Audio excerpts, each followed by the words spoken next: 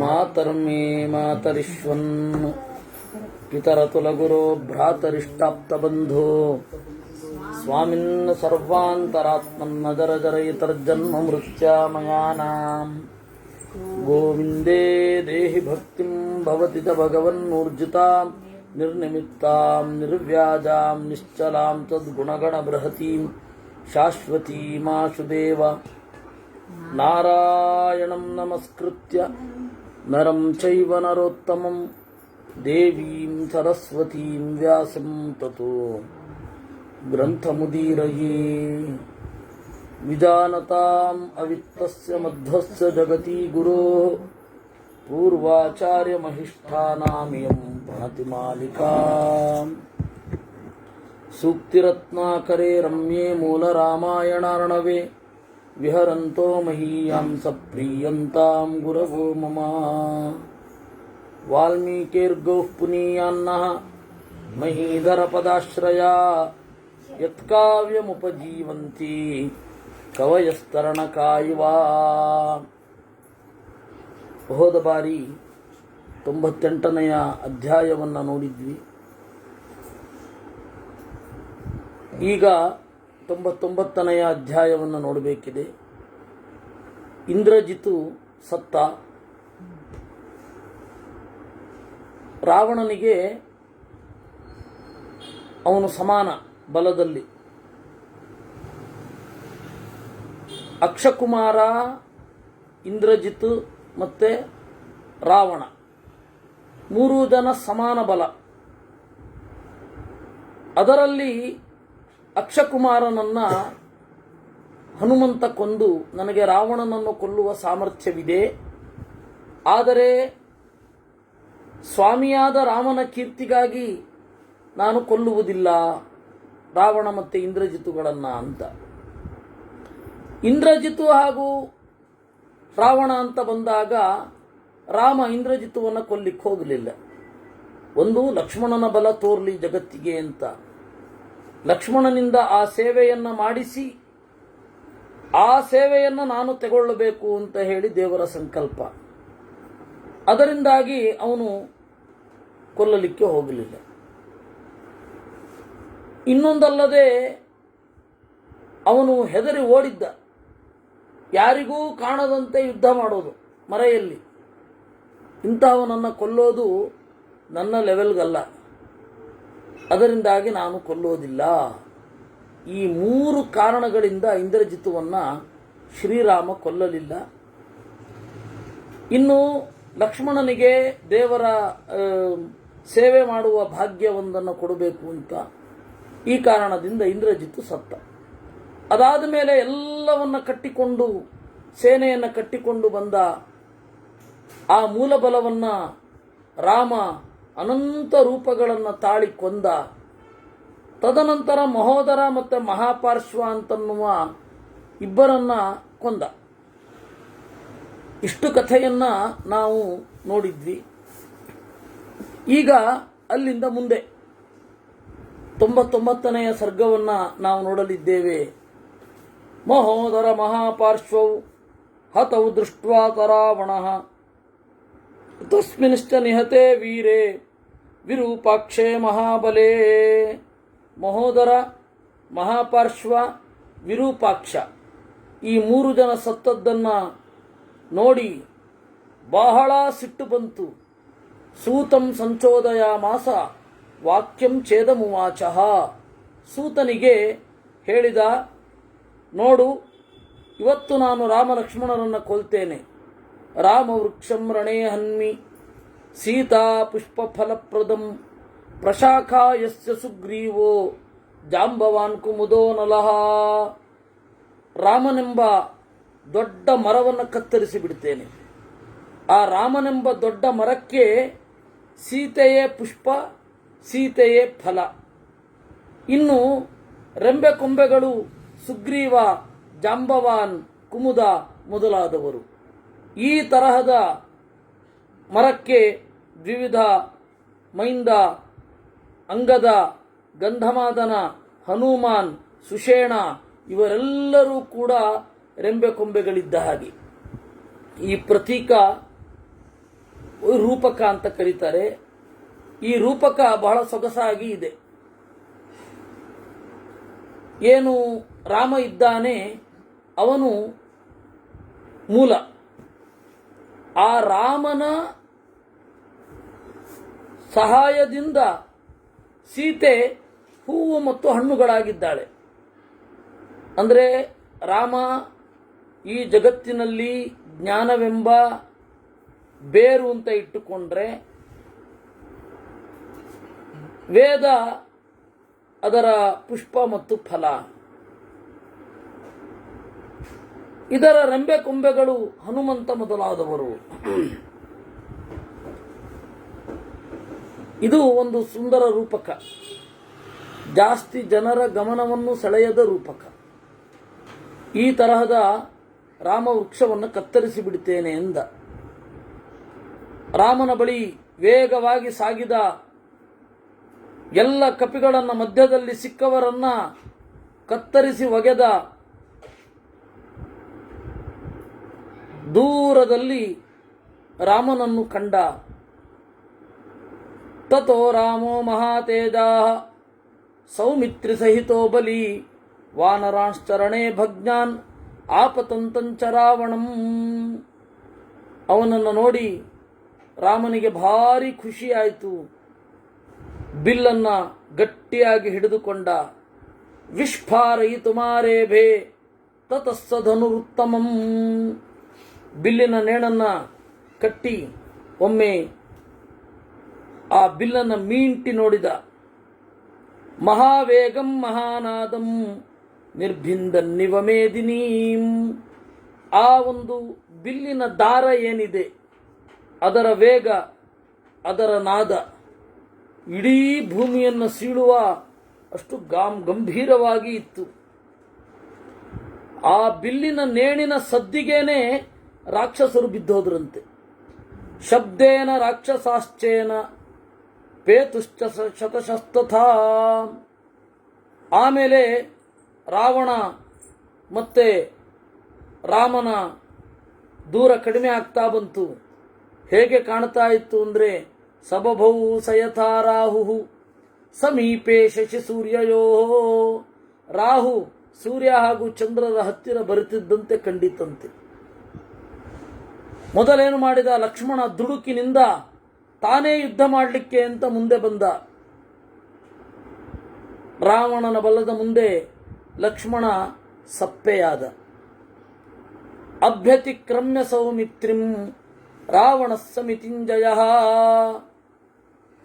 ಲಕ್ಷ್ಮಣನನ್ನ bypass ಮಾಡಿ ರಾಮನ ಬಳಿಗೆ ಹೋಗಲಿಕ್ಕೆ ಅಂತ ರಾವಣ ಹೋಗ್ತಾ ಇದ್ದಾನೆ. ರಾಘವೋ ರಾವಣಂ ತೂರ್ಣಂ ರಾವಣೋ ರಾಘವಂ ತಥಾ ಅನ್ಯೋನ್ಯಂ ವಿವಿಧೈಸ್ತೀಕ್ಷ್ಣೈ ಶರವರ್ಷೇರ್ವರ್ಷತು. ಮತ್ತೆ ವೇಗವಾಗಿ ಬಾಣಗಳ ವಿನಿಮಯ ಆದವು. ಸತತಂ ವಿವಿಧೈರ್ಬಾಣೈ ಬಭೂವ ಗಗನಂ ತದಾ.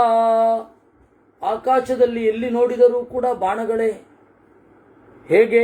ಘನೈರಿವಾತಪಾಪಾಯೇ ವಿದ್ಯುನ್ಮಾಲಾ ಸಮಾಕುಲೈ. ಆತಪ ಅಪಾಯ. ಆತಪ ಅಂದರೆ ಬೇಸಿಗೆ, ಅಪಾಯ ಅಂದರೆ ಹೋಗೋದು. ಆತಪಾಪಾಯೇ ಬೇಸಿಗೆ ಕಳೆದು ಮಳೆ ಬರುವಾಗ ಮೋಡಗಳು ಯಾವ ರೀತಿ ಆಕಾಶದ ತುಂಬ ತುಂಬಿಕೊಂಡಿರುತ್ತೆ, ಭೂಮಿಯಲ್ಲಿ ಕತ್ತಲಾಗಿರುತ್ತೆ, ಆ ರೀತಿ ಅವರಿಬ್ಬರ ಬಾಣಗಳು ನಿರಂತರವಾಗಿ ಅಂಧಕಾರವನ್ನು ಸೃಷ್ಟಿ ಮಾಡಿದವು. ಅವರಿಬ್ಬರ ಯುದ್ಧ ಏನಿದೆ, ಊರ್ಮಯೋ ವಾಯುನಾ ವಿದ್ಧಾ ಜಗ್ಮುಸ್ಸಾಗರಯೋರಿವಾ. ಪರಸ್ಪರರ ಬಾಣಗಳು, ರಾಮನ ಬಾಣಗಳನ್ನು ರಾವಣನ ಬಾಣಗಳು ಹಿಂದೆ ತಳ್ಳಿದವು, ರಾಮನ ಬಾಣಗಳನ್ನು ರಾವಣನ ಬಾಣಗಳು ಹಿಂದೆ ತಳ್ಳಿದವು. ಯುದ್ಧದಲ್ಲಿ ಸ್ವಲ್ಪ ಆದರೂ ಕ್ಲಾಶ್ ಬೇಡವೇ? ಏಕಪಕ್ಷೀಯ ಆಗ್ಬಿಟ್ರೆ ಏನು ಚೆನ್ನಾಗಿರುತ್ತೆ ಹೇಳಿ.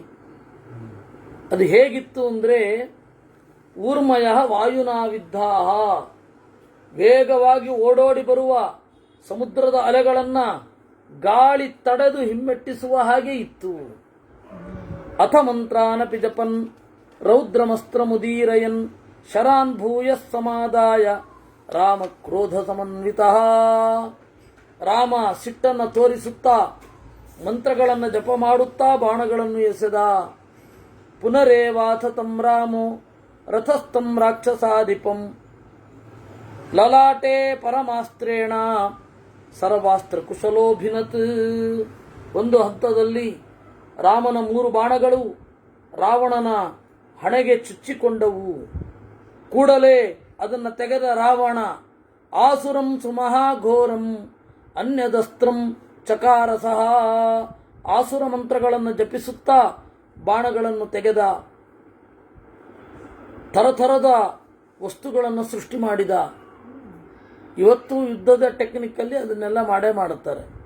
ಅವತ್ತು ಸಂಮೋಹನಾಸ್ತ್ರ ಅಂತ ಅರಿವು ತಪ್ಪುವ ಅಸ್ತ್ರಗಳು. ಇವತ್ತು ಬೇರೆ ರೀತಿಯಿಂದ ಅರಿವು ತಪ್ಪಿಸಿ ಹುಚ್ಚಿ ಹಿಡಿದು ಕೆಮಿಕಲ್ ವಾರ್ ಮಾಡುವಾಗ ಅದನ್ನೆಲ್ಲ ಮಾಡೇ ಮಾಡುತ್ತಾರೆ. ಎಲ್ಲವೂ ಯುದ್ಧ ಆಗತ್ತೆ. ಗೋವಾದಲ್ಲಿ ಎಲ್ಲರನ್ನ ಸಾಯಿಸಬೇಕು ಅಂತ ಹೇಳಿ ನೀರಿಗೆ ವಿಷ ಹಾಕಲಿಲ್ವೇ ಕ್ರಿಶ್ಚಿಯನ್ನರು? ಫತೇಪುರ್ ಸಿಕ್ರಿಯಲ್ಲಿ ಅಕ್ಬರನ ಸೈನಿಕರನ್ನು ಸಾಯಿಸಲಿಕ್ಕೆ ನೀರಿಗೆ ವಿಷ ಹಾಕಲಿಲ್ವೇ? ಅದರಿಂದಾಗಿ ಎಲ್ಲ ಕಾಲದಲ್ಲಿಯೂ ಈ ಥರದ್ದಿರುತ್ತೆ. ಮಂತ್ರಸಿದ್ಧಿ ಎಲ್ಲ ಕಾಲದಲ್ಲಿಯೂ ಇರಲ್ಲ, ಅಷ್ಟೇ. ಪರಿಣಾಮ ಒಂದೇ. ವಿದ್ಯುಜ್ಜಿಫ್ವೋಪಮಾಂಶ್ಚಾಪಿ ಸಸರ್ಜ ವಿವಿಧಾಂಶರಾನ್. ಥರಥರದ ಬಾಣಗಳನ್ನು ಎಸೆದರು.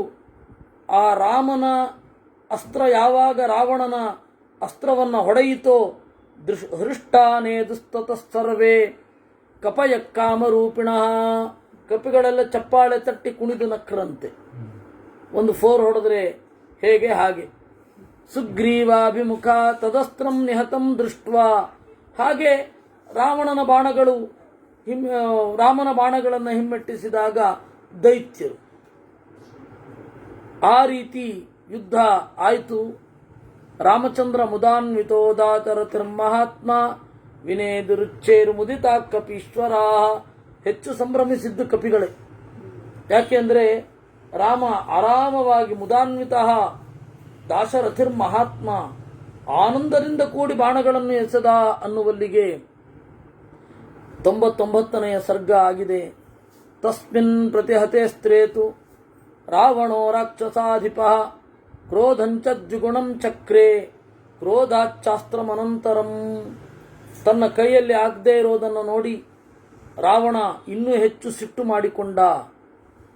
ಮಯ ಒಂದು ಕೊಟ್ಟಿದ್ದ. ಮಯೇನ ವಿಹಿತಂ ರೌದ್ರಂ ಅನ್ಯದಸ್ತ್ರಂ ಮಹಾದ್ಯುತಿ. ಮಯ ಯಾರು ಅಂದರೆ ಮಂಡೋದರಿಯ ಅಪ್ಪ. ಆ ಮದುವೆಯ ಕಾಲದಲ್ಲಿ ಒಂದು ವಿಶೇಷ ಅಸ್ತ್ರವನ್ನ ಆ ಮಯ ಕೊಟ್ಟಿದ್ದ. ಅದನ್ನ ಅವನು ಅವಾಗವಾಗ ಬಳಸ್ತಾ ಇದ್ದ. ತೈರಾಸೀತ್ ಗಗನಂ ದೀಪ್ತಂ ಸಂಪತದ್ಭಿಸ್ ಸಮಂತತಃ ಪತದ್ಭಿಶ್ಚ ದಿಶೋ ದೀಪ್ತೈ ಚಂದ್ರ ಸೂರ್ಯಗ್ರಹೈರಿವ. ಅವನ ಬಾಣಗಳು ಎಲ್ಲವೂ ಕೂಡ ಆಗಸದಲ್ಲಿ ತಾಗುವಾಗ ಚಂದ್ರ ಸೂರ್ಯ ಗ್ರಹಗಳ ತಾಕಲಾಟದಂತೆ ಕಾಣ್ತಾ ಇತ್ತಂತೆ. ಅವನ ಆಯುಧಗಳನ್ನು ಎಸೆದ. ರಾವಣೇನ ಮಹಾತೇಜಾಹ ನ ಪ್ರಾಕಂಪತ ರಾಘವ. ಹೀಗೆ ರಾವಣ ಎಷ್ಟೇ ಪ್ರಯತ್ನ ಮಾಡ್ತಾ ಇದ್ರೂ ಕೂಡ ನ ಪ್ರಾಕಂಪತ ರಾಘವ. ರಾಮ ಒಂದು ಚೂರು ಅಲುಗಲಿಲ್ಲ. ಸಾರಥೇಶ್ಚಾಪಿ ಬಾಣೇನ ಶಿರೋಜ್ವಲಿತ ಕುಂಡಲಂ ಧ್ವಜಂ ಮನುಷ್ಯ ಶೀರ್ಷಂತು ತಸ್ಯ ಚಿಚ್ಛೇದನೈಕಧಾ. ಮಹಾಭಾರತದಲ್ಲಿ ಎಲ್ಲ ರಥಗಳ ಧ್ವಜವನ್ನು ನಾವು ನೋಡ್ತೇವೆ. ಧ್ವಜ ಸಂಖ್ಯಾನ ಪರ್ವ ಅಂತಲೇ ಉದ್ಯೋಗ ಪರ್ವದಲ್ಲಿ ಒಂದು ಭಾಗ ಇದೆ. ಯಾರ್ಯಾರ ಧ್ವಜ ಹೇಗಿತ್ತು ಅಂತ. ಧ್ವಜ ಯಾಕೆ? ನಮ್ಮ ಜೀವನದ ಪರಮೋದ್ದೇಶ ಏನು ಅನ್ನೋದನ್ನು ನಾವು ಧ್ವಜದ ಮೂಲಕ ಹೇಳ್ತೇವೆ. ನಾವು ಈಗ ಧ್ವಜ ಇಟ್ಕೊಳ್ಳಲ್ವಲ್ಲ ಅಂದರೆ ಫೋಟೋ ಬಂದಿದೆಯಲ್ಲ, ಫೋಟೋ ಹಾಕಿಕೊಂಡ್ರೆ ಒಂದು ಮನೆಗೆ ಹೋಗ್ಬಿಟ್ರೆ ಇವ್ರ ಮೆಂಟಾಲಿಟಿ ಏನು ಅಂತ ಅವ್ರು ಹಾಕಿರೋ ಫೋಟೋಗಳ ಮೇಲೆ ತಿಳ್ಕೊಂಡ್ಬಿಡ್ಬೋದು. ಹಾಗೆ ಧ್ವಜ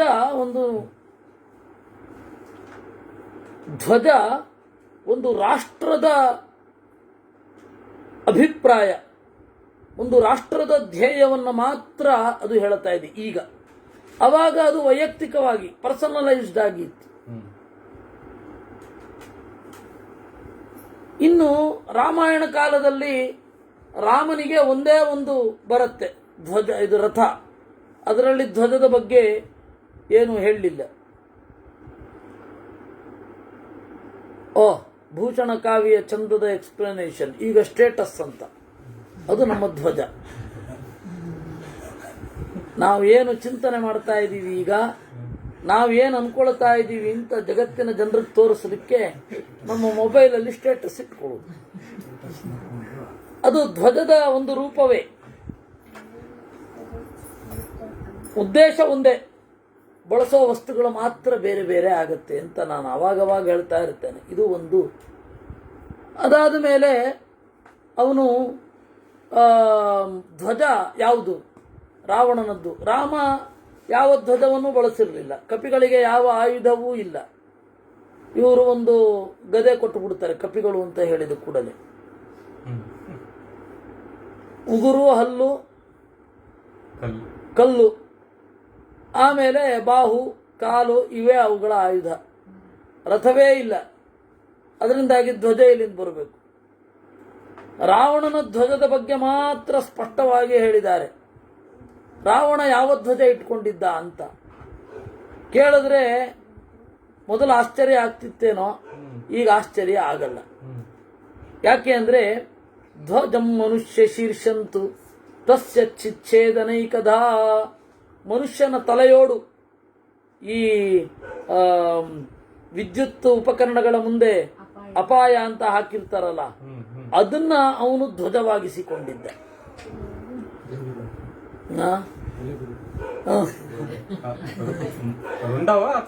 ರುಂಡವೇ, ರುಂಡ, ಇಡೀ ಮನುಷ್ಯ ಅಲ್ಲ. ಕೈ ಹೀಗಿರುತ್ತವೆ, ಅದಿಲ್ಲ, ಅದಿಲ್ಲ, ಅದಿಲ್ಲ. ತಲೆಯೋಡು ಇಲ್ಲ, ತಲೆ ಓಡು, ಸ್ಕಲ್ಲೆ, ತಲೆ ಓಡು. ಅದೇ ಎಲ್ಲವೂ ಅವನು ಹೇಳ್ತಾನಲ್ಲ, nothing is new under the race of sun ಅಂತ. ಯಾವುದೇ ಕಾರಣಕ್ಕೂ ಹೊಸದು ಅಂತ ಇಲ್ಲ ಜಗತ್ತಲ್ಲಿ ಅಂತ. ಈ ಅರ್ಥರ್ ಕಾನನ್ ಡಯಲ್ ನಿಮಗೆಲ್ಲ ಅಸ್ಪೃಶ್ಯನಾದ ಗ್ರಂಥಕಾರ.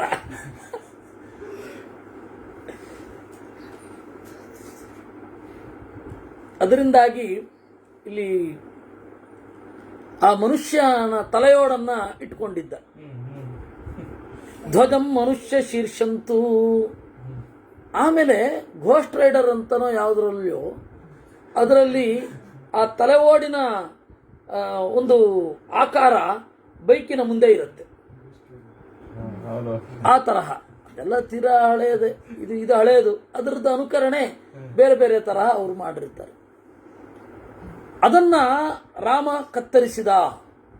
ಸಾರಥೇಶ್ಚಾಪಿ ಬಾಣೇನ ಶಿರೋಜ್ವಲಿತ ಕುಂಡಲಂ ಜಹಾರ ಲಕ್ಷ್ಮಣ ಶ್ರೀಮಾನ್ ನೈಋತಸ್ಯ ಮಹಾಬಲಃ.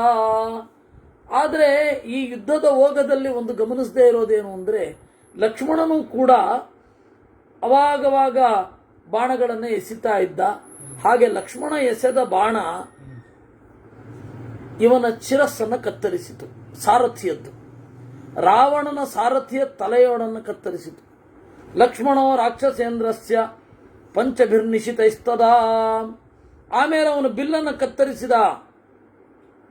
ಆಮೇಲೆ ವಿಭೀಷಣ ಒಂದು ದೊಡ್ಡ ಗದೆಯನ್ನು ತೆಗೆದುಕೊಂಡು ಓಡಿ ಬಂದು ಆ ರಾವಣನ ಕುದುರೆಯ ಸ್ಥಾನದಲ್ಲಿ ಏನಿತ್ತು ಅದನ್ನು ಹೊಡೆದ. ಹೀಗೆ 3 ಜನ ಒಟ್ಟಿಗೆ ಆಕ್ರಮಣ. ಒಂದು ಕಡೆಯಿಂದ ರಾಮ, ಆಚೆಯಿಂದ ಲಕ್ಷ್ಮಣ, ಇದರೆಲ್ಲದರ ಜೊತೆಗೆ ವಿಭೀಷಣ ಅವನು ಕೂಡ ಹೊಡೆದ. ತತಃಶಕ್ತಿ ಮಹಾಶಕ್ತಿ ಪ್ರದೀಪ್ತಾಮಶನೇಮಿವ ವಿಭೀಷಣಾಯ ಚಿಕ್ಷೇಪ ರಾಕ್ಷಸೇಂದ್ರ ಪ್ರತಾಪವಾನ್. ಶಕ್ತಿ ಅಂದರೆ ಈಟಿಯನ್ನು ಎಸೆದ ವಿಭೀಷಣನಿಗೆ. ಅದನ್ನು ಲಕ್ಷ್ಮಣ ಕತ್ತರಿಸಿದ. ಜಗ್ರಾಹ ವಿಪುಲಾಂ ಶಕ್ತಿಂ ದೀಪ್ಯಮಾನಾಂ ಸ್ವತೇಜತಾಂ. ಆಮೇಲೆ ಲಕ್ಷ್ಮಣನನ್ನ ಅವನು ಗಮನಿಸಿರಲಿಲ್ಲ. ಹೆಚ್ಚು ಉಪೇಕ್ಷೆ ಮಾಡಿದ್ದ. ವಿಭೀಷಣನನ್ನ ಅವನು ಟಾರ್ಗೆಟ್ ಮಾಡಿ ಎಸೆದಾಗ ಅವನು ಲಕ್ಷ್ಮಣ ಇವನು ಎಸೆದ ಈಟಿಯನ್ನು, ವಿಭೀಷಣನಿಗೆ ಎಸೆದ ಈಟಿಯನ್ನು ಕತ್ತರಿಸಿದ. ಕಪಿಗಳು ಸುಮ್ಮನಿರಬಾರ್ದೆ, ಹೋ ಅಂತ ಕಿರ್ಚಿದ್ರಂತೆ. ಅಥೋದ ತಿಷ್ಠತ್ ಸನ್ನಾದ ವಾನರಾಣಾಂ ಮಹಾರಣೇ. ಸಿಟ್ಟು ಬಂತು ಇವನಿಗೆ, ಕಪಿಗಳು ಕೂಗಿದ್ದಕ್ಕೆ ಸಿಟ್ಟು ಬಂತು. ಯಾರ ಮೇಲೆ? ಲಕ್ಷ್ಮಣನ ಮೇಲೆ. ಸೀದಾ ಲಕ್ಷ್ಮಣನ ಕಡೆ ತಿರುಗಿದ ಅಂತೆ ರಾವಣ. ಏನೋ ಮೋಕ್ಷಿತಂ ಭ್ರಾತರಂ ದೃಷ್ಟ್ವಾ ಲಕ್ಷ್ಮಣೇನ ತರಾವಣ ಲಕ್ಷ್ಮಣಾಭಿಮುಖಸ್ತಿಷ್ಠನ್ ಇದಂ ವಚನಮಬ್ರವೀತ್. ಓಹೋ, ನನ್ನ ತಮ್ಮನನ್ನ ಬದುಕಿಸಿ ಬಿಟ್ಟಿ ಅಲ್ವಾ? ವೀರಂ ಮನ್ಯೋಸಿ ಲಕ್ಷ್ಮಣ, ನಿನ್ನನ್ನು ನೀನು ವೀರ ಅಂತ ಅನ್ಕೊಂಡ್ಬಿಟ್ಟಿದಿ. ಏಷಾತೆ ಹೃದಯಂ ಭಿತ್ವಾ ಶಕ್ತಿರ್ಲೋಹಿತ ಲಕ್ಷಣ ಮದ್ಬಾಹು ಪರಿಗೋತ್ಸೃಷ್ಟ ಪ್ರಾಣಾನಾದಾಯ ಯಾಸ್ಯತಿ. ನನ್ನ ಬಾಹುವಿನಿಂದ ಎಸೆದ ಈ ಈಟಿ ನಿನ್ನನ್ನು ಹೊಡೆಯುತ್ತೆ. ಇದು ಸಾಮಾನ್ಯವಾದದ್ದಲ್ಲ.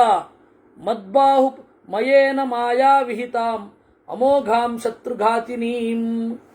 ಅದು ಅಷ್ಟಘಂಟಾಂ, ಒಂದು ಉದ್ದವಾದ ಈಟಿ 7 ಗಂಟೆಗಳನ್ನು ಕಟ್ಟಿದ್ರಂತೆ. ಅದನ್ನ ಕೊಟ್ಟಿದ್ದು ಯಾರು ಅಂತಂದ್ರೆ, ಆಗ ಹಿಂದೆ ಹೇಳಿದ್ದು ಮತ್ತೆ ಇಲ್ಲಿ ಜಾಯಿನ್ ಆಗತ್ತೆ. ಮಯ ಮಂಡೋದರಿಯನ್ನು ಮದುವೆ ಆಗುವಾಗ ವರದಕ್ಷಿಣೆ ಅಂತ ಹೇಳಿ ರಾವಣನಿಗೆ ಮಯ ಕೊಟ್ಟಿದ್ದು. ಇದನ್ನ ಮಧ್ವಾಚಾರ್ಯರು ತಾತ್ಪರ್ಯ ನಿರ್ಣಯದಲ್ಲಿಯೂ ಇದನ್ನೇ ಹೌದು ಅಂತಾರೆ. ಆ ಮಯ ಕೊಟ್ಟ ದೊಡ್ಡ ಈಟಿಯನ್ನ ಎಸೆದ ಲಕ್ಷ್ಮಣನಿಗೆ. ಶಕ್ತಿರಭ್ಯಪತದ್ವೇಗಾತ್ ಲಕ್ಷ್ಮಣಂ ರಣಮೂರ್ಧನಿ ತಾಮನುವ್ಯಾಹರಚ್ಛಕ್ತಿಂ ಆಪತಂತೀಂ ತರಾಘವ ಸ್ವಸ್ತ್ಯಸ್ತು ಲಕ್ಷ್ಮಣ ಏತಿ ಮೋಘಾ ಭವಹತೋದ್ಯಮ. ಆಗ ರಾಮ ಹೇಳಿದನಂತೆ, ಲಕ್ಷ್ಮಣನಿಗೆ ಒಳ್ಳೆಯದಾಗಲಿ, ಲಕ್ಷ್ಮಣನಿಗೆ ಒಳ್ಳೆಯದಾಗಲಿ ಅಂತ. ಯಾಕೆಂದ್ರೆ ಅದೇನು ಹತ್ತಿರದಲ್ಲಿರಲ್ಲ, ಅವರು ಯುದ್ಧ ಮಾಡ್ತಾ ಇದ್ರು ಅಂದ್ರೆ ಇದು ಇರುತ್ತಲ್ಲ, ಮೊದಲು ಕ್ರಿಕೆಟ್ ನೋಡ್ತಾ ಇದ್ರು ನಮ್ಮ ದೊಡ್ಡಮ್ಮ ಎಲ್ಲ. ಅವ್ರಿಗೆಲ್ಲ ಏನು ಅಂದ್ರೆ ಹಿಂಗ್ ಮೇಲ್ಗಡೆಯಿಂದ ಕ್ಯಾಮ್ರಾ ಇಟ್ಟಿರ್ತಿದ್ರಲ್ಲ, ಇಷ್ಟೇ ದೂರ ಅಂತ. ಆದ್ರೆ ಅದು ಇದ್ದದ್ದು ಎಷ್ಟು ದೂರ? ಅದು 22 ಯಾರ್ಡ್ ಇರುತ್ತದು. ಹಾಗೆ ಅದು ಅವ್ರಿಗೆ ಗೊತ್ತಾಗಲ್ಲ. ಅದೇ ರೀತಿ ಯುದ್ಧದಲ್ಲಿಯೂ ಕೂಡ ದೂರ ಇರುತ್ತೆ, ಬಹಳ ದೂರ. ಅದರಿಂದಾಗ ಅವನಿಗೆ ಎಸೆದಾಗ ರಾಮ ಆ ಪಾಯಿಂಟ್ ಅಲ್ಲಿದ್ದಾನೆ, ಲಕ್ಷ್ಮಣ ಆ ಪಾಯಿಂಟ್ ಅಲ್ಲಿದ್ದಾನೆ. ಅದರಿಂದಾಗಿ ಬಾಣವನ್ನು ಎಸೆಯಲಿಕ್ಕೆ ಆಗದಷ್ಟು ವೇಗ. ರಾಮನಿಗೆ ಅಸಾಧ್ಯವಾದದ್ದಲ್ಲ, ಆದರೆ ಲಕ್ಷ್ಮಣ ಹನುಮಂತನ ಬಲವನ್ನು ಇನ್ನೊಮ್ಮೆ ತೋರಿಸ್ಬೇಕಿತ್ತಲ್ಲ. ಅದಕ್ಕೆ ಅಸಹಾಯಕನಾದವನಂತೆ ಬೌಂಡ್ರಿಯ ಕಡೆ ಓಡ್ತಾ ಇರುವ ಬಾಲನ್ನ ಸ್ಲಿಪ್ಪಲ್ಲಿ ನಿಂತವನು ಹೇಳಿದ ಹಾಗೆ ಸ್ವಸ್ತ್ಯಸ್ತು ಲಕ್ಷ್ಮಣಾಯ ಅನ್ನಂತೆ ರಾಮ. ನೆಪತತ್ಸಾ ಮಹಾವೇಗ ಲಕ್ಷ್ಮಣಸ್ಯ ಮಹೋರಥಿ ಜಿಹ್ವೇವ ಉರಗರಾಜಸ್ಯ ದೀಪ್ಯಮಾನ ಮಹಾದ್ಯುತಿ. ಉರಗರಾಜಸ್ಯ ದೀಪ್ಯಮಾನ, ಹೊಳೆಯುವ ಹಾವಿನ ನಾಲಿಗೆಯೋ ಎಂಬಂತೆ ಕಾಣ್ತಾ ಇತ್ತಂತೆ. ತಥೋ ರಾವಣ ವೇಗೇನ ಸುದೂರಮವಗಾಢಯ ಶಕ್ತ್ಯಾ ವಿಭಿನ್ನ ಹೃದಯ ಪಪಾತ ಭುವಿ ಲಕ್ಷ್ಮಣ. ರಾಮನಿಂದ ವೇಗವಾಗಿ ಎಸೆಯಲ್ಪಟ್ಟ ಸುದೂರಂ ಅವಗಾಢಯ, ದೂರದ ತನಕ ಹೋದ ಆ ಶಕ್ತಿ ಲಕ್ಷ್ಮಣನ ಎದೆಯನ್ನು ಸೀಳಿತು. ತದವಸ್ಥಂ ಸಮೀಪಸ್ಥೋ ಲಕ್ಷ್ಮಣಂ ಪ್ರೇಕ್ಷ ರಾಘವ ಭ್ರಾತೃಸ್ನೇಹಾನ್ ಮಹಾತೇಜಾ ವಿಷಣ್ಣ ಹೃದಯೋಭವತ್. ಅದನ್ನು ನೋಡಿದ ಕೂಡಲೇ ರಾಮ ವಿಷಣ್ಣ ಹೃದಯ, ಸಂಕಟಕ್ಕೆ ಒಳಗಾದ. ನ ವಿಷಾದಸ್ಯ ಕಾಲೋಯಂ ಇತಿ ಸಂಚಿಂತ್ಯ ರಾಘವ. ಆದರೆ ಇದು ವಿಷಾದಕ್ಕೆ ಕಾಲವಲ್ಲ ಅಂತ ಯುದ್ಧ ಮಾಡಲಿಕ್ಕೆ ಶುರು ಮಾಡಿದ. ಲಕ್ಷ್ಮಣ ಅವನ ಮೈಯೆಲ್ಲ ನೆತ್ತರು ತೊಯ್ದಿದೆ. ಅದನ್ನ ಎಳಿಲಿಕ್ಕೆ ಆಗಲಿಲ್ಲ ಕಪಿಗಳಿಗೆಲ್ಲ. ಲಕ್ಷ್ಮಣನನ್ನು ರಕ್ಷಣೆ ಮಾಡಲಿಕ್ಕೆ ಅಂತ ಸುತ್ತುವರಿತಾ ಇದ್ದವ ಕಪಿಗಳನ್ನೆಲ್ಲ ರಾವಣ ಹೊಡೆದ.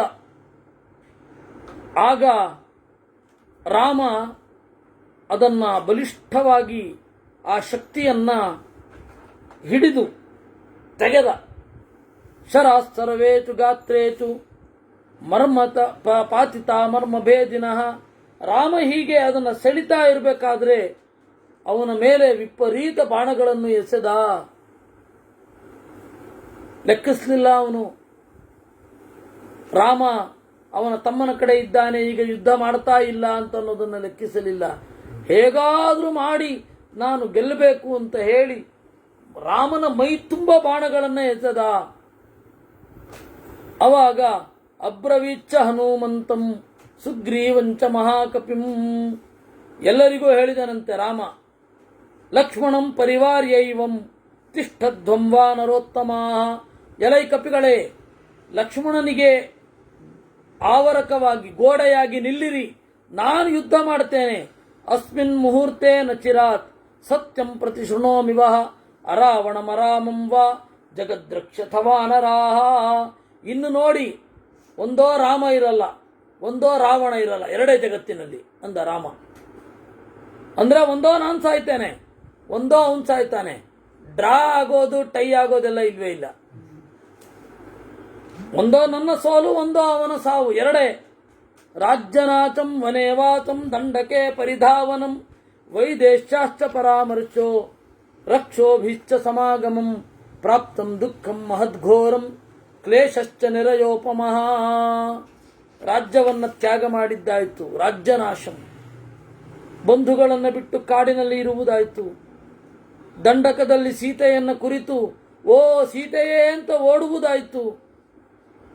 ವೈದೇಹಿಯನ್ನು ಕಳೆದುಕೊಂಡಿದ್ದಾಯಿತು. ರಕ್ಕಸರೊಡನೆ ಯುದ್ಧ ಮಾಡಿದ್ದಾಯಿತು.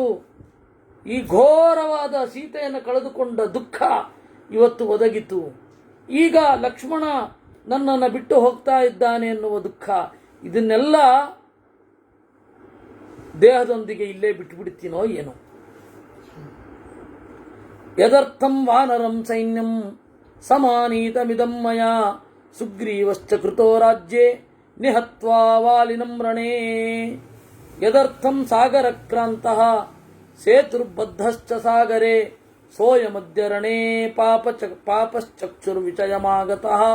ಯಾರಿಗಾಗಿ ಕಪಿಗಳ ಸೈನ್ಯವನ್ನು ಕಟ್ಟಿಕೊಂಡು ಸಮುದ್ರವನ್ನು ದಾಟಿ ಬಂದೆನೋ, ಯಾರಿಗಾಗಿ ಸುಗ್ರೀವ ರಾಜ್ಯಕ್ಕೆ ಏರಿದನೋ, ಯಾರಿಗಾಗಿ ವಾಲಿ ಸತ್ತನೋ, ಯಾರಿಗಾಗಿ ಕಡಲನ್ನು ದಾಟಿದೆನೋ, ಯಾರಿಗಾಗಿ ಸಂಕವನ್ನ ಸೇತುವೆಯನ್ನು ಕಟ್ಟಿದನೋ, ಅಂತಹ ಪಾಪಿಷ್ಠ ರಾವಣ ಚಕ್ಷುರು ವಿಷಯಮಾಗುತ್ತಃ ಇವತ್ತು ಕಣ್ಣಿಗೆ ಬಿದ್ದಿದ್ದಾನೆ.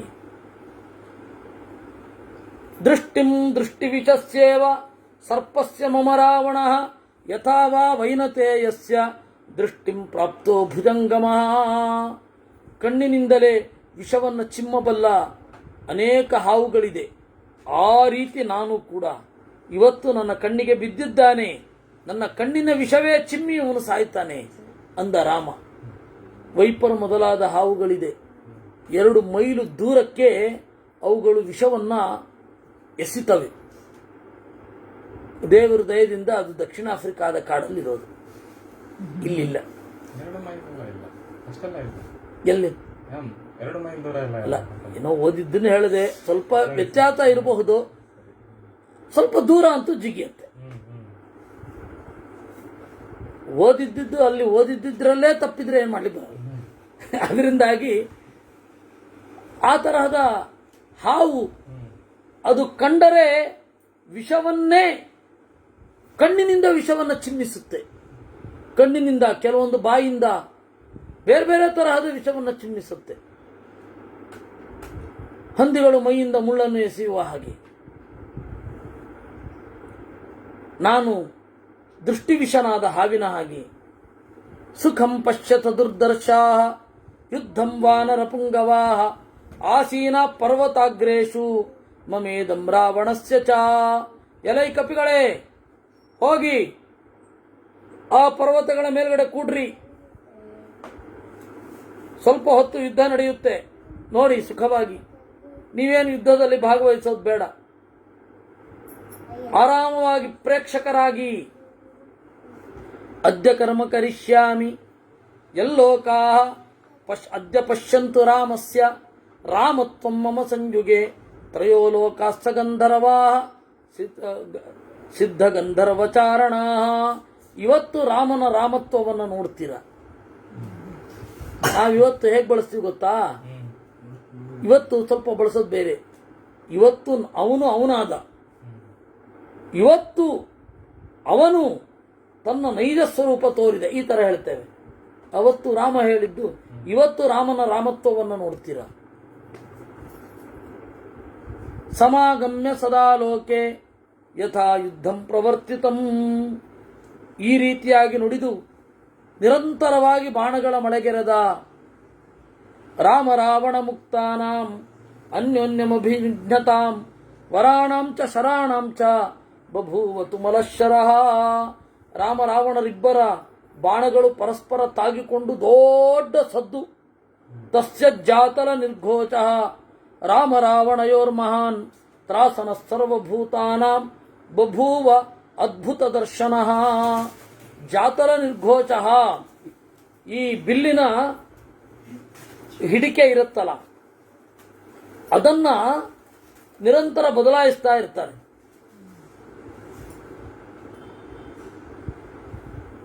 ಯುದ್ಧ ಮಾಡುವಾಗ ಹೀಗೆ ಬಿಟ್ಟು ಎಡಗೈಯಲ್ಲಿ ಹಿಡ್ಕೊಂಡು ಮತ್ತೆ ಬಲಗೈಗೆ ಹಾಕಿ ಆ ಥರ ಮಾಡ್ತಾ ಇರ್ತಾರೆ. ಯಾಕೆಂದ್ರೆ ಅವನ ಬಾಣ ಯಾವ ದಿಕ್ಕಿನಲ್ಲಿ ಬರುತ್ತೆ ಆ ಬಾಣದಿಂದ ಬಿಲ್ಲನ್ನು ತಪ್ಪಿಸಿಕೊಳ್ಳಲಿಕ್ಕೆ. ಅದರಲ್ಲಿ ಅರ್ಜುನ ಅವನು ಬಿಡ್ತಾ ಇದ್ದದ್ದು ಎರಡೂ ಕಡೆಯಿಂದ ಬಾಣಗಳನ್ನು. ಮತ್ತಿನ್ಯಾರ್ದು ಆ ತರಹದ ವರ್ಣನೆ ಬರೋಲ್ಲ. ಎರಡೂ ಕೈಗಳಿಂದ ಬಾಣವನ್ನು ಎಸಿತಾ ಇದ್ದ ಅಂತ. ಅವಾಗ ಭೀಮ ಇಲ್ಲ, ಭೀಮನದ್ದು ವೇಗ ಇದೆ, ಆದರೆ ಎರಡೂ ಕೈಗಳಲ್ಲಿ ಅಲ್ಲ. ಅವನು ಎರಡೂ ಕೈಗಳಿಂದ ಹೊಡಿತಾ ಇದ್ದ, ಎರಡು ಕೈಗಳನ್ನು ಬಳಸ್ತಾ ಇದ್ದ, ಆದರೆ ಬಿಲ್ಲಿನ ವಿಚಾರ ಬರಲ್ಲ. ಇವನು ಸವ್ಯಸಾಚಿ ಅಂತ, ಸವ್ಯನಾಪಿ ಸಚ್ಚತೆ, ಎಡದಿಂದಲೂ ಎಸೆಯುತ್ತಾನೆ. ಆ ಸವ್ಯಸಾಚಿ ಅವನು. ಇಲ್ಲಿ ಆ ತರಹ ಏನಿಲ್ಲ, ಆದರೆ ಬಿಲ್ಲು ಸ್ಥಳಾಂತರ ಆಗತ್ತೆ. ಯಾಕೆಂದ್ರೆ ಎಲ್ಲ ಬಾಣಗಳಿಂದ ಬೇರೆ ಬೇರೆ ಸಂಗತಿಗಳಿಂದ ತಪ್ಪಿಸಿಕೊಳ್ಳಲಿಕ್ಕೆ. ಅದನ್ನ ಮಾಡುವಾಗ ಜಾತಲ ನಿರ್ಘೋಷಃ, ಅದರ ಸದ್ದು, ಆ ಸದ್ದು ಕಿವಿ ಗಡಚಿಕ್ಕುವಂತೆ ಕೇಳಿಸ್ತಾ ಇತ್ತಂತೆ ಇಬ್ರದು ಕೂಡ. ಅವನು ಹಾಗೆ ಬದಲಾಯಿಸ್ತಾನೆ, ಇವನು ಹಾಗೆ ಬದಲಾಯಿಸ್ತಾನೆ. ತ್ರಾಸನ ಸರ್ವಭೂತಾನಾಂ ಬಭೂವ ಅದ್ಭುತ ದರ್ಶನ. ಎಲ್ಲರಿಗೂ ಕೂಡ ಭಯ ಆಯಿತು. UK ಅವರು ತ್ರಾಸು ಅಂತಂದ್ರೆ ಸುಸ್ತು ಅನ್ನೋ ಅರ್ಥದಲ್ಲಿ ಬಳಸ್ತಾರೆ, ಆದ್ರೆ ಸಂಸ್ಕೃತದಲ್ಲಿ ತ್ರಾಸ ಅಂತಂದ್ರೆ ಭಯ ಅಂತ ಅರ್ಥ. ತ್ರಾಸನ ಸರ್ವಭೂತಾನಾಂ ಬಭೂವ ಅದ್ಭುತ ದರ್ಶನ. ಈ ರೀತಿ ಯುದ್ಧ ಆಗ್ತಾ ಇದ್ದಾಗ ರಾವಣ ಬೆದರಿದ. ಭಯಾತ್ ಪ್ರದುದ್ರಾವತಮೇತ್ಯ ರಾವಣೋ ಯಥಾ ನಿಲೇನ ಅಭಿಹತೋ ಬಲಾಹಕಃ. ವೇಗವಾಗಿ ಬೀಸುವ ಗಾಳಿಯಿಂದ ಎಲ್ಲಿಯೋ ದೂಡಲ್ಪಟ್ಟ ಮೋಡದ ಹಾಗೆ ಆಚೆ ಸರದ ಅಂತೆ ಅವನು ಓಡಿದ. ಯಾರು? ರಾವಣ. ಅನ್ನುವಲ್ಲಿಗೆ 100ನೆಯ ಸರ್ಗ ಮುಗೀತು. ಶಕ್ತ್ಯಾ ನಿಪಾತಿತಂ ದೃಷ್ಟ್ವಾ ರಾವಣೇನ ಬಲೀಯತ ಲಕ್ಷ್ಮಣಂ ಸಮರೇ ಶೂರಂ ಶೋಣಿತೌಘ ಪರಿಪ್ಲುತಂ. ಶಕ್ತಿಯಿಂದ ಇತ್ತ ಲಕ್ಷ್ಮಣ ಕೆಳಗಡೆ ಬಿದ್ದಿದ್ದಾನೆ. ಸದತ್ವಾ ತುಮುಲಂ ಯುದ್ಧಂ ರಾವಣಸ್ಯ ದುರಾತ್ಮನಃ ವಿಸೃಜನ್ನೇವ ಬಾಣೌಘಾನ್ ಸುಷೇಣಮಿದಮಬ್ರವೀತ್. ರಾಕ್ಷಸರನ್ನ ಎದುರಿಸುತ್ತಾ ಬಾಣಗಳನ್ನು ಹೊಡೆಯುತ್ತಾ ಸುಷೇಣನಿಗೆ ಹೇಳಿದನಂತೆ. ಏಕೆಂದ್ರೆ ಬಿಲ್ಲು ಸುಮ್ಮನೆ ಆಗಲಿಕ್ಕಿಲ್ಲ ರಾಮನದ್ದು. ಏಕೆಂದ್ರೆ ಸ್ವಲ್ಪ ಹೊತ್ತು ಗ್ಯಾಪ್ ಸಿಕ್ಕಿದ್ರೆ ಬಂದ್ಬಿಡ್ತಾರವರು. ಅದರಿಂದಾಗಿ ನಿರಂತರವಾಗಿ ಬಾಣಗಳನ್ನು ಎಸೆಯುತ್ತಾ ಸುಷೇಣನಿಗೆ ಹೇಳಿದನಂತೆ, ಏಷ ರಾವಣ ವೀರ್ಯೇಣ ಲಕ್ಷ್ಮಣ ಪತಿತೋ ಭುವಿ. ರಾವಣನ ಪರಾಕ್ರಮದಿಂದ ಲಕ್ಷ್ಮಣ ಕೆಳಗಡೆ ಬಿದ್ದಿದ್ದಾನೆ. ಸರ್ಪವಚ್ಚೇಷ್ಟತೆ ವೀರಃ ಮಮ ಶೋಕ ಮುದೀರಯನ್. ಸರ್ಪದ ಹಾಗೆ ವಿಲವಿಲ ಒದ್ದಾಡ್ತಾ ಇದ್ದಾನೆ. ನನ್ನ ಶೋಕವರ್ಧನ ಆಗಿದ್ದಾನೆ. ಶೋಣಿತಾರ್ದ್ರಮಿಮಂ ವೀರಂ ಪ್ರಾಣೈ ಪ್ರಿಯತರಂ ಮಮ. ನೋಡು, ನೆತ್ತರನಿಂದ ತೊಯ್ದಿರುವ ಇವನನ್ನ ನೋಡ್ತಾ ಇದ್ರೆ ನನ್ನ ಶಕ್ತಿಯೆಲ್ಲ ಉಡುಗಿ ಹೋದ ಹಾಗೆ ಆಗ್ತಾ ಇದೆ. ನನ್ನ ತಮ್ಮ ಲಕ್ಷ್ಮಣ ಅಯಂಸ ಸಮರಶ್ಲಾಘಿ, ಯುದ್ಧ ಪ್ರಿಫರ್ ಮಾಡ್ತಾ ಇದ್ದ. ಇವನೇನಾದರೂ ಸತ್ರೆ ಯದಿ ಪಂಚತ್ವಂ ಆಪನ್ನ ಪ್ರಾಣ ಇರ್ಮೇ ಕಿಂ ಸುಖೇನವಾ, ನಾನು ಬದುಕಿ ಏನಾಗಬೇಕಿದೆ. ಲಜ್ಜತೀವ ಹಿಮೇ ವೀರ್ಯಂ ಭ್ರಶ್ಯತೀವ ಕರಾಧನು ಸಾಯಕ ವ್ಯವಸೀದಂತಿ ದೃಷ್ಟಿರ್ಬಾಷ್ಪವಶಂ ಗತಾ. ನನ್ನ ಪರಾಕ್ರಮ ಇಲ್ಲ ಅಂತ ನಾಚಿಕೊಳ್ತಾ ಇದ್ದೇನೆ ನಾನು. ಭ್ರಶ್ಯತೀವ ಕರಾಧನು, ಕೈಗಳಿಂದ ಬಿಲ್ಲು ಜಾರಿ ಹೋಗ್ತಾ ಇದೆಯೋ ಎಂಬಂತೆ ಇದೆ. ಸಾಯಕ ವ್ಯವಸೀದಂತಿ ದೃಷ್ಟಿರ್ಬಾಷ್ಪವಶಂ ಗತ, ಬಾಣಗಳು ಮೇಲ್ಗಡೆ ಏಳ್ತಾ ಇಲ್ಲ. ಕಣ್ಣಿನ ತುಂಬ ನೀರು ತುಂಬಿದೆ. ಅವಸೀದಂತಿ ಗಾತ್ರಾಣಿ ಸ್ವಪ್ನಯಾನೇ ನೃಣಾಮಿವ, ಮೈ ಕುಸಿತಾ ಇದೆ. ಸುತ್ತಮುತ್ತಲು ನಡೀತಾ ಇರೋದು ಕನಸಿನಲ್ಲಿ ನಡೆದಂತೆ ಕಾಣಿಸ್ತಾ ಇದೆ. ಚಿಂತಾಮೇ ವರ್ತತೆ ತೀವ್ರ ಮುಮೂರ್ಷಾಪಿ ಚ ಜಾಯತೆ, ನನಗೆ ಚಿಂತೆ ಬೆಳೀತಾ ಇದೆ, ಸಾಯಬೇಕು ಅನ್ನುವ ಇಚ್ಛೆ ಉತ್ಕಟವಾಗ್ತಾ ಇದೆ. ಇದಕ್ಕೆ ಸಮವಾಗಿ ಶೂದ್ರಕ ಇದರಿಂದಲೇ ಪ್ರಭಾವಿತನಾಗಿ, ವಾಲ್ಮೀಕಿಗಳು ಹಸು ಇದ್ದ ಹಾಗೆ, ಉಳಿದ ಎಲ್ಲ ಕವಿಗಳು ಕರು ಇದ್ದ ಹಾಗೆ ಅಂತ ಪಂಡಿತಾಚಾರ್ಯರು ಹೇಳಿದ್ದಾರೆ. ಹಾಗೆ ನೀವು ಶೂದ್ರಕನ ಮೃಚ್ಛಕಟಿಕಾದಲ್ಲಿ ಇದೊಂದು ವರ್ಣನೆ ಇದೆ. ರಾತ್ರಿ ಕತ್ತಲೋ ಕತ್ತಲು, ವಸಂತ ಸೇನೆ ಭಯಗೊಂಡು ಚಾರುದತ್ತನ ಮನೆ ಒಳಗಡೆ ಸೇರ್ಕೊಂಡು ಬಿಡ್ತಾಳೆ. ಅಷ್ಟೊತ್ತಿಗೆ ಅವನು ಬೆನ್ನು ಬಿದ್ದಿರ್ತಾನೆ. ಸಂಸ್ಥಾನಕ ಅಂತ ಅವನ ಹೆಸರು, ಶಕಾರ ಅಂತ ಕರೀತಾರೆ ಅವನನ್ನ. ಯಾಕೆಂದ್ರೆ ಅವನಿಗೆ ಸಾ ಹೇಳಿ ಬರ್ತಿರಲ್ಲ, ಶಾ ಮಾತ್ರ. ಅದಕ್ಕೆ ಅವನ ಹೆಸರೇ ಶಕಾರ. ಅವನ ಹೆಸರು ದುರಂತ ಅಂದ್ರೆ ಸಂಸ್ಥಾನಕ ಅಂತ. ಸಾಗರ್ ಅಂತ ಹೆಸರಿಟ್ಟು ಅವನಿಗೆ ಸಾನೆ ಹೊಳದೆ ಶಾಗರ ಶಾಗರ ಅಂದ್ರೆ ಹೇಗಿರುತ್ತೆ ಹಾಗೆ ಸಂಸ್ಥಾನಕ ಅಂತ ಇದ್ನ ಏನೋ. ಅಂತಹ ಶಕಾರನ ಬೆನ್ನು ಬಿದ್ದಾಗ ಅವಳು ಹೇಳ್ತಾಳೆ, ವರ್ಷತೀವ ಅಂಜನಂ ನಭಃ, ವರ್ಷತೀವ ಈ ಕತ್ತಲು, ಲಿಂಪತೀವ ತಮೋಂಗಾನಿ, ವರ್ಷತೀವ ಅಂಜನಂ ನಭಃ, ಅಸತ್ ಪುರುಷ ಸೇವೇವ ದೃಷ್ಟಿ ನಿಷ್ಫಲತಾಂ ಗತಾನ್. ಲಿಂಪತೀವ ತಮೋಂಗಾನಿ, ಕತ್ತಲು ಮೈಗೆ ಹತ್ತುವಂತೆ ಆಗ್ತಾ ಇದೆ. ವರ್ಷತೀವ ಅಂಜನಂ ನಭಃ, ಆಗಸದಿಂದ ಕಾಡಿಗೆಯ ಮಳೆಯಾಗ್ತಾ ಇದೆಯೋ ಎಂಬಂತೆ ಅನ್ನಿಸ್ತಾ ಇದೆ. ಲಿಂಪತೀವ ತಮೋಂಗಾನಿ ವರ್ಷತೀವ ಅಂಜನಂ ನಭಃ, ಅಸತ್ ಪುರುಷ ಸೇವೇವ ದೃಷ್ಟಿ ನಿಷ್ಫಲತಾಂ ಗತ. ಕೆಟ್ಟ ಪುರುಷರಿಗೆ ಮಾಡಿದ ಸೇವೆಯಂತೆ ಕಣ್ಣು ನಿಷ್ಫಲವಾಗ್ತಾ ಇದೆ. ಎಲ್ಲಿಯದು? ಅದು ಪ್ರೇರಣೆ ಇಲ್ಲಿಯದ್ದು.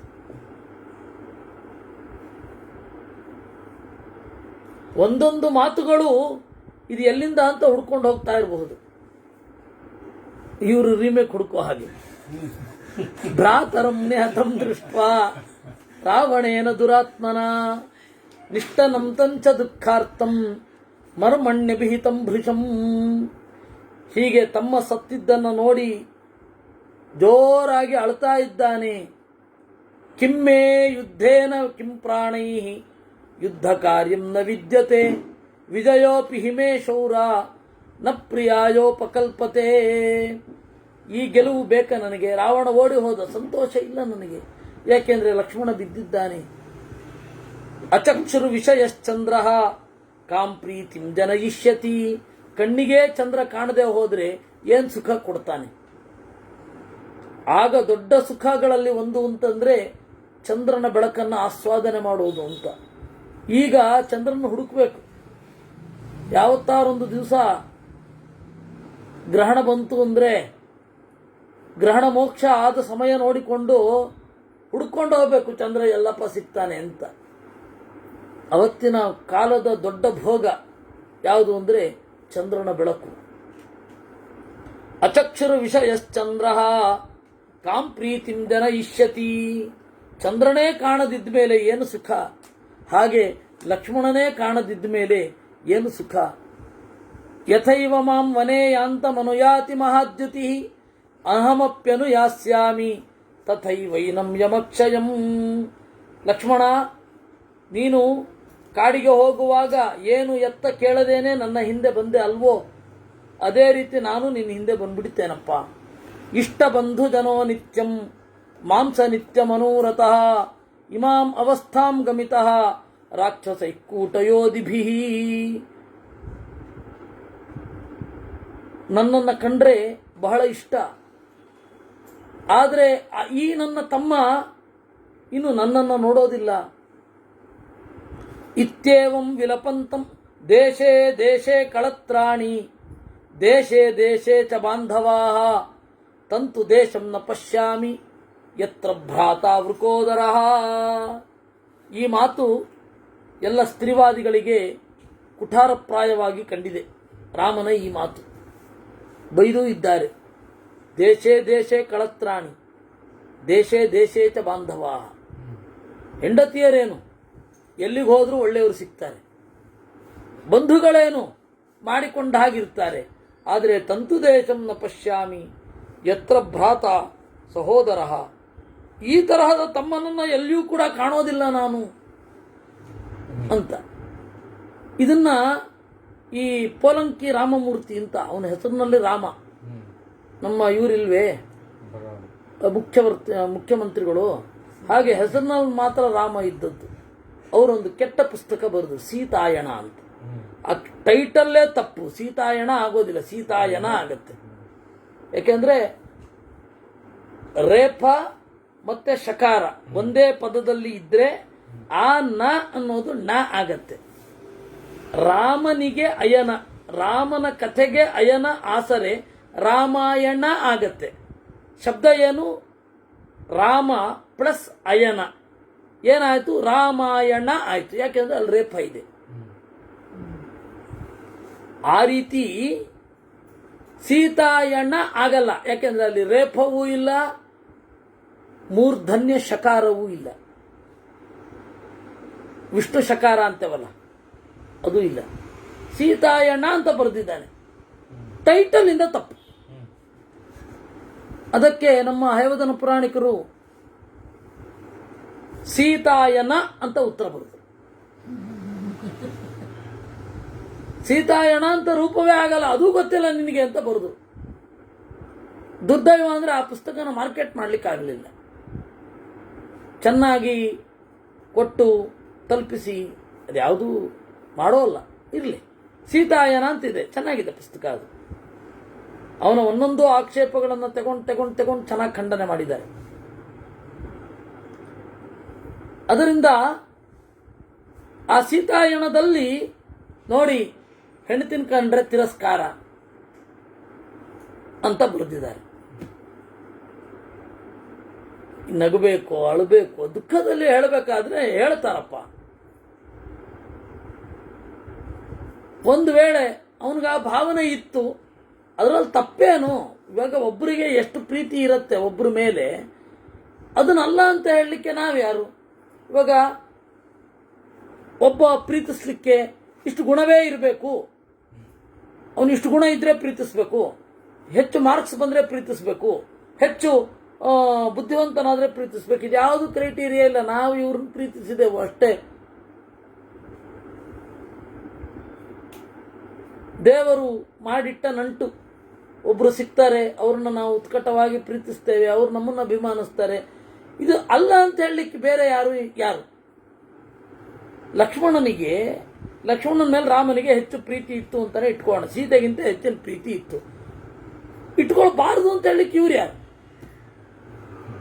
ಖಂಡನೆ ಮಾಡಬೇಕು ಅಂತಂದ್ರೆ ಅದಕ್ಕೆ ಖಂಡನೆ ಮಾಡಲಿಕ್ಕೆ ಕಾವ್ಯದ ದೋಷಗಳಿದೆ, ಆಯ್ತಾ, ರಚನಾ ದೋಷಗಳಿದೆ, ವಿನ್ಯಾಸ ದೋಷಗಳಿಂತ ಇರುತ್ತೆ, ಮಾತಿನ ದೋಷಗಳು ಅಂತ ಇರುತ್ತೆ, ಕಥಾವಸ್ತುವಿನ ದೋಷ ಅಂತ ಇರುತ್ತೆ. ಬೇಕಾದ್ರೆ ಅದನ್ನೆಲ್ಲ ಹೇಳಿ. ಇದನ್ನೆಲ್ಲ ಏನ್ರಿ ಖಂಡನೆ ಮಾಡೋದು? ಅದು ಗೊತ್ತಿಲ್ಲ ಅವನಿಗೆ. ಅವನಿಲ್ಲ ಈಗ. ಆದರೆ ಅವನ ಸಹೋದ್ಯೋಗಿ ಒಬ್ಬ ಇದ್ದಾನೆ, ಅವನು ಭಗವಾನ್. ಅದರಿಂದ ದೇಶೇ ದೇಶೇ ಕಳತ್ರಾಣಿ ದೇಶೇ ದೇಶೇ ಚ ಬಾಂಧವಾಹ. ಇದರಲ್ಲಿ ಇರೋದು ನಿಜವಾದ ಅರ್ಥ ಏನು ಅಂದ್ರೆ ಅವ್ರು ಮಾಡ್ಕೊಂಡ ಹಾಗಲ್ಲ.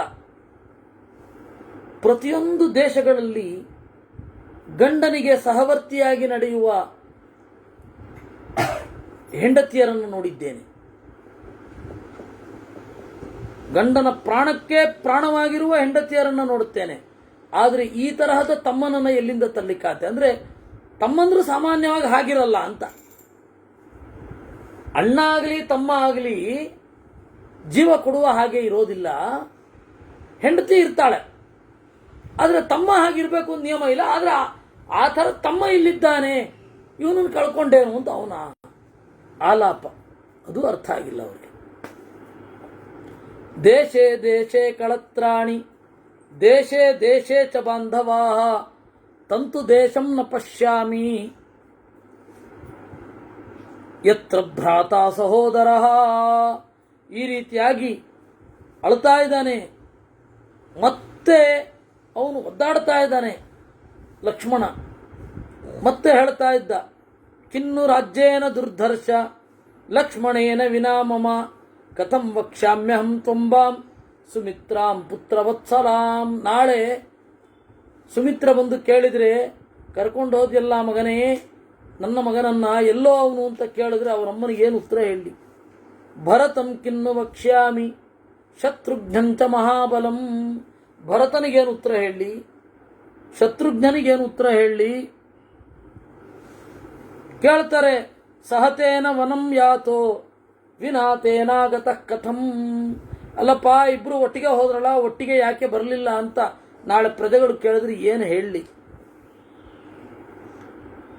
ಇಹೈವ ಮರಣಂ ಶ್ರೇಯೋ ನತು ಬಂಧು ವಿಗರಹಣಂ.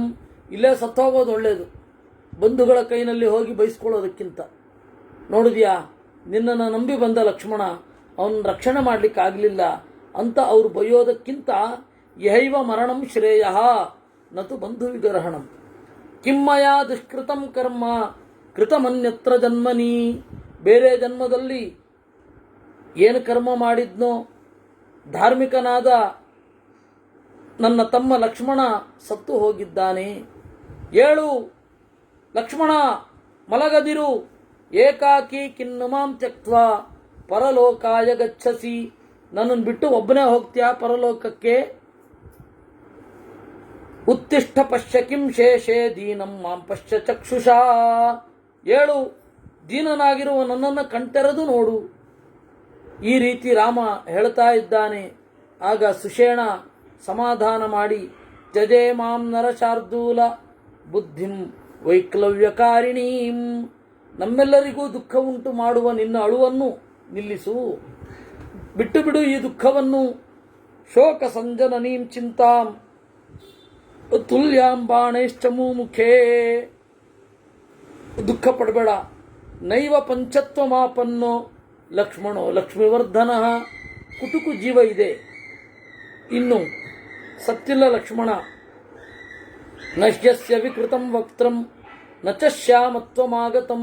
ನೋಡು, ಇವನ ಮುಖ ಕಪ್ಪಿಟ್ಟಿಲ್ಲ, ಇವನ ಮುಖ ಓರೆ ಕೋರೆಯಾಗಿ ತಿರುಗಿಕೊಂಡಿಲ್ಲ. ಯಾಕೆಂದ್ರೆ ಪ್ರಾಣ ಹೋಗಬೇಕು ಅಂದ್ರೆ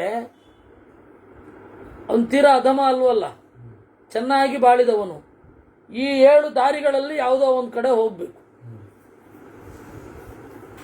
ಬಾಯಿಂದ, ಕಣ್ಣಿಂದ, ಮೂಗಿಂದ, ಆಮೇಲೆ ಕಿವಿಯಿಂದ, ಹೀಗೆಲ್ಲ ಹೋಗಬೇಕು. ಆ ತರಹ ಹೋದ್ರೆ ಮುಖ ವಕ್ರ ಆಗತ್ತೆ, ಎಲ್ಲ ಕಪ್ಪು ಆಗಿಬಿಡತ್ತೆ. ಅದೇನು ಕಂಡಿಲ್ಲ, ಮುಖ ಕಪ್ಪಿಟ್ಟಿಲ್ಲ. ನ ಯಸ್ಯ ವಿಕೃತಂ ವಕ್ತ್ರಂ ನ ಚ ಶ್ಯಾಮತ್ವಮಾಗತಂ ಸುಪ್ರಭಂಚ ಪ್ರಸನ್ನಂಚ ಮುಖಮಸ್ಯ ನಿರೀಕ್ಷತಾಂ. ಒಳ್ಳೆಯದಾಗಿ ಕಾಣಿಸ್ತಾ ಇದೆ. ಪದ್ಮಪತ್ರ ತಲೌ ಹಸ್ತೌ ಸುಪ್ರತನ್ನೇತ ಲೋಚನೆ ಕೈಯ ಅಂಗೈಯಲ್ಲಿ, ಈ ಅಂಗೈಯಲ್ಲಿ ಕೆಂಪಗಿದೆ ಅಂದರೆ ರಕ್ತ ಸಂಚಾರ ಇದೆ ಅಂತ ಅರ್ಥ. ಇನ್ನು ಪದ್ಮಪತ್ರ ತಲೌ ಹಸ್ತೌ ಸುಪ್ರಸನ್ನೇ ತಲೋಚನೆ, ಕಣ್ಣು ಸ್ತಬ್ಧವಾಗಿಲ್ಲ. ಇದು ಸ್ತಬ್ಧ ಆಗಿಬಿಟ್ರೆ ಅದು ಹೋದಾಗೆ. ಕಣ್ಣು ಸ್ತಬ್ಧವಾಗಿಲ್ಲ. ಅದರಿಂದಾಗಿ ನೇದೃಚಂ ದೃಶ್ಯತೆ ರೂಪಂ ಗತಾಸೂನಾಂ ವಿಷಾಂಪತೆ, ಸತ್ತವರಿಗೆ ದೇಹ ಕಾಣುವ ಹಾಗೆ ಕಾಣೋದಿಲ್ಲ. ವಿಷಾದ ಬೇಡ, ಇವನಿಗೆ ಪ್ರಾಣ ಇದೆ, ಒಂದು ಸ್ವಲ್ಪ ಮಲ್ಕೊಂಡಾಗಿದ್ದಾನಷ್ಟೇ. ಸೋಚ್ಛ್ವಾಸಂ ಹೃದಯಂ ವೀರ, ಎದೆಯಲ್ಲಿ ಉಸಿರು ಹೋಗ್ತಾ ಬರ್ತಾ ಇದೆ ಅಂತ ಹೇಳಿ ರಾಮನಿಗೆ ಹೇಳಿ ಲಕ್ಷ್ಮಣನ ಕಡೆ ತಿರುಗಿದ. ಇವತ್ತು ಏಕಾದಶಿ ಆದ್ರಿಂದಾಗ ಹನುಮಂತನಿಗೆ ಹೋಗ್ಲಿಕ್ಕೆ ಸುಸ್ತಾಗತ್ತೆ ಗಂಧಮಾದನಕ್ಕೆ, ಅದಕ್ಕೆ ನಾಳೆ ಪಾಲನೆ ಮಾಡ್ಕೊಂಡು ಹೋಗ್ತಾನೆ. ಆಯ್ತಾ? ಕೃಷ್ಣಾರ್ಪಣಮಸ್ತು.